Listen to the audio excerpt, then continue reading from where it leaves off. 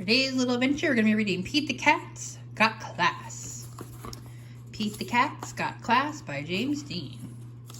It's math time, says Pete's teacher, Mr. G. Pete the cat loves math. He loves how the numbers work together. If I add 3 red blocks and 4 yellow blocks together, how many blocks would we have in all, says Mr. G. Pete raises his hand. 3 plus 4 equals 7. Very good, Pete, says Mr. G. On the bus home from school, Pete sits next to Tom. Do you want to come over to play? Tom asks. I got some cool new race cars for my birthday. Awesome, says Pete. We can do our math homework and then we can race the cars. I hate math, says Tom. You don't hate math, Pete tells Tom. You just don't love it yet. Pete sets up some blocks. If I add 5 blocks and the 3 orange blocks together, how many blocks will I have in all?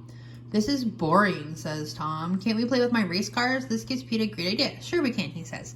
Pete lines up some race cars. If I have 5 red cars going to the racetrack and 5 yellow cars going to the car wash, how many cars are on the road, he asks. Easy, says Tom. 10 cars, like a traffic jam. Pete and Tom did their homework. Let me know if you need my help, says Pete.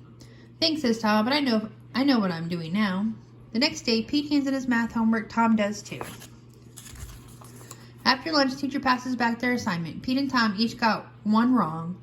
I'd like to see you 2 after class, Mr. G says. You both know not to copy someone else's homework, says Mr. G. We didn't copy, says Pete.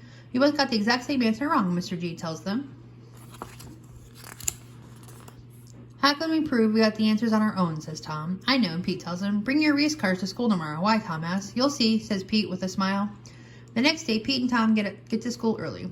What are all the race cars for, says Mr. G. To show you how Tom got to be so good at math, says Pete.